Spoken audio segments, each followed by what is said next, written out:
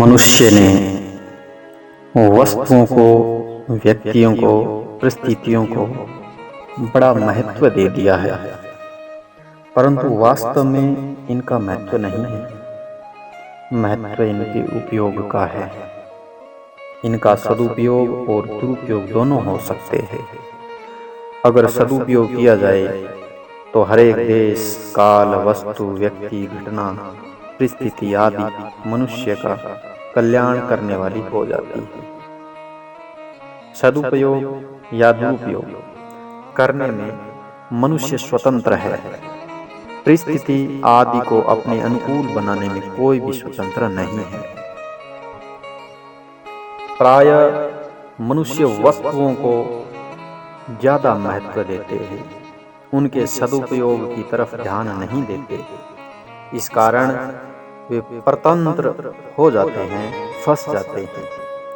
उनके सामने क्या करें, कैसे करें, ऐसी विकट परिस्थिति आ जाती है। इससे बचने के लिए इस बात को सीखने की आवश्यकता है कि उनका सदुपयोग कैसे किया जाए। परिस्थितियां तो मनुष्य के सामने आती जाती रहती है, बदलती रहती है। न तो कोई परिस्थिति एक समान रहती है, न वस्तुएं एक समान रहती है, न व्यक्ति एक समान रहते हैं, न अवस्था एक समान रहती है। यह सब बदलते रहते हैं। अगर इन बदलने वालों का अच्छे से अच्छा उपयोग किया जाए तो ये सब कल्याण करने वाले हो जाएंगे। सबसे पहले एक बात समझने की है, आप और आपकी परिस्थिति, आप और आपकी वस्तु, आप और आपकी अवस्था, और आप और आपका समुदाय, आप और आपका देश, आप और आपका समय, ये दोनों अलग अलग है। तात्पर्य है कि उत्पन्न और नष्ट होने वाली जितनी भी वस्तुएं हैं वे सब प्रकृति की अंश है और आप परमात्मा के अंश है। आप नित्य निरंतर रहने वाले हैं, परंतु प्रकृति से उत्पन्न चीजें नित्य निरंतर बदलने वाली है। कभी एक क्षण भी एक रूप रहने वाली नहीं है। इनका संयोग और वियोग हरदम होता रहता है। नदी के प्रवाह की तरह इनका प्रवाह हरदम चलता ही रहता है। आप रहने वाले हैं, नित्य है, सर्वगत है, स्थाणुर चलो अयम सनातन है। आप अनादि काल से अचल है और ये सब शरीर और संसार चल है। चल वस्तुओं को लेकर अचल पर असर क्यों पड़ जाता है? क्योंकि चल वस्तुओं के साथ अचल अपना संबंध जोड़ देता है। शरीर और शरीर में रहने वाले आप, ये दो हैं। आप शरीर नहीं है और शरीर आपका नहीं है, परंतु गलती यही हुई कि आपने शरीर में अहमता, ममता कर ली। अपने को शरीर में बैठा दिया तो अहमता पैदा हो गई, और शरीर आदि वस्तुओं को अपने में बैठा लिया तो ममता पैदा हो गई। मैं शरीर हूं ऐसा मान लेने से अहमता पैदा हो जाती है, और शरीर आदि वस्तुएं मेरी है ऐसा मान लेने से ममता पैदा हो जाती है। अहमता को लेकर भेदभाव होता है और ममता को लेकर संघर्ष होता है। ये दोनों ही बंधन कारक है। संत महात्माओं ने मैं मेरी का त्याग करने के लिए कहा है। वस्तुओं का त्याग तो स्वतः हो ही रहा है। संसार की मात्र वस्तुएं प्रति क्षण आपसे वियुक्त हो रही है। यह बात बहुत ख्याल करने की, जानने की और समझने की है। मेरे मन में तो ऐसी बात आती है कि रोजाना ही इस बात को कह लें, सुन लें और रोजाना विचार करते। यह दृश्य मात्र अदृश्य होने वाला है। यह दर्शन अदर्शन में भर्ती हो रहा है। सब का सब संसार मौत की तरफ जा रहा है, प्रलय की तरफ जा रहा है। संपूर्ण सृष्टि महाप्रलय की तरफ जा रही है। जितने दिन व्यतीत होते हैं उतने ही हम मौत के नजदीक जाते हैं। एक दिन कुछ भी नहीं रहेगा और वह दिन भी नजदीक आ रहा है। जितने भी शरीर हैं सब के सब प्रति क्षण मरने की तरफ जा रहे हैं। दूसरा कोई काम होगा कि नहीं होगा इसमें संदेह है, पर मरना होगा कि नहीं होगा इसमें कोई संदेह नहीं है, कोई विकल्प नहीं है। भविष्य की बात कोई नहीं कह सकता कि क्या होगा, कैसे होगा, होगा कि नहीं होगा, परंतु मरना होगा यह बात बिल्कुल निसंकोच निधड़क होकर कही जा सकती है। बंधन क्या है? बंधन न बदलने वाले ने बदलने वाले के साथ एकता मान ली, यही बंधन है। अगर कोई विवेकी पुरुष बदलने वाले और न बदलने वाले को अलग अलग देख लें, अर्थात बदलने वाला मेरा स्वरूप नहीं है, मेरा स्वरूप तो न बदलने वाला है, ऐसा अनुभव कर ले तो आज ही मुक्त हो जाए। इस बात का ठीक ठीक ज्ञान होना चाहिए। केवल सीखना नहीं है, पुस्तकों से हम सीख सकते हैं, सीख कर पंडित कहला सकते हैं, पर वास्तव में सीखने वाला पंडित नहीं होता, ठीक ठीक जानने वाला ही पंडित होता है। सीखने से काम नहीं बनेगा, सीखने वाला तोते की तरह होता है।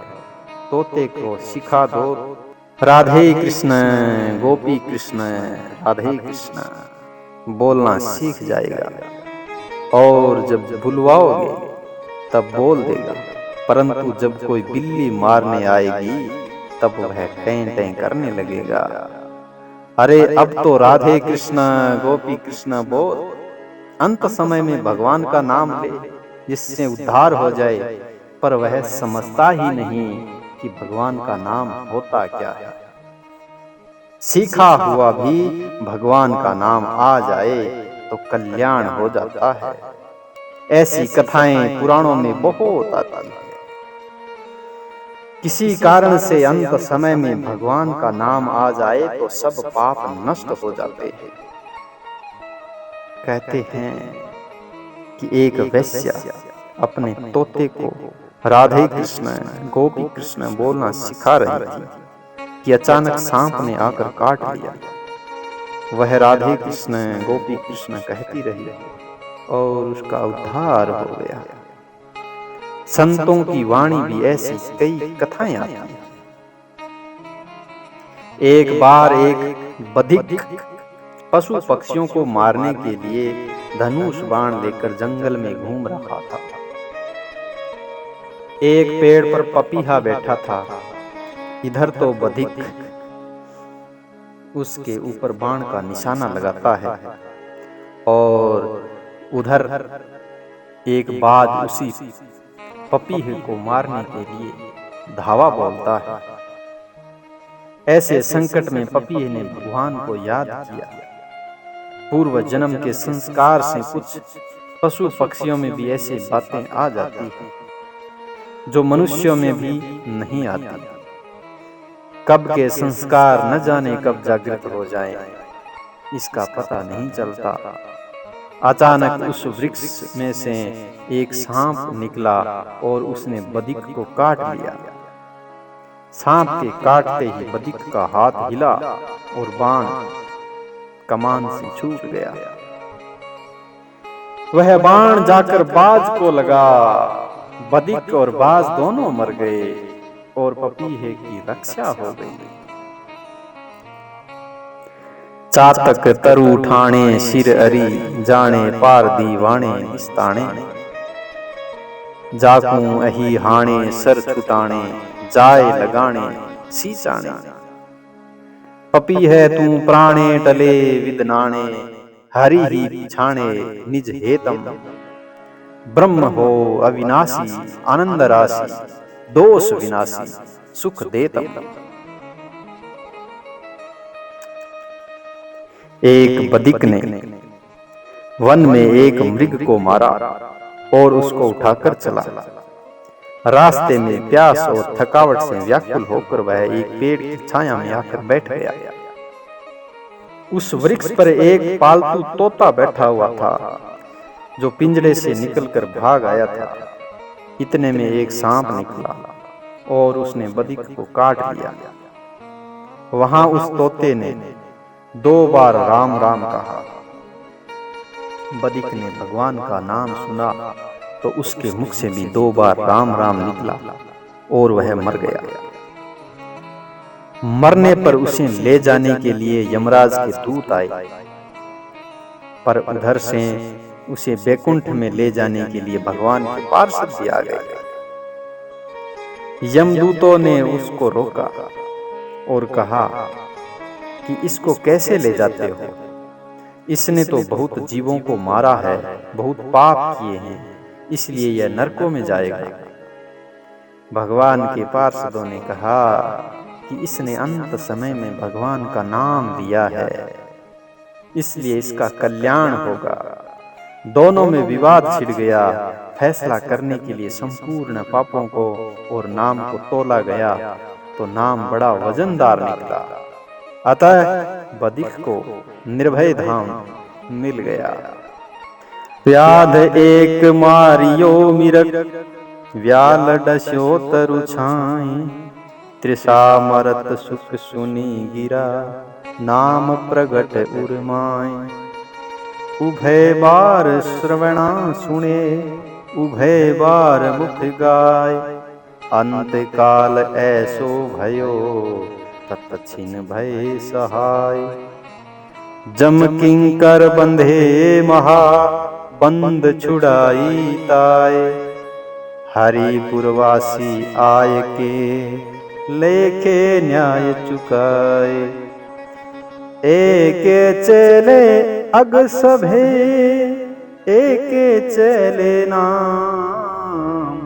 ऐसी विधि भवतारणा, निर्भय दितो धाम। निज धाम उसको मिल गया।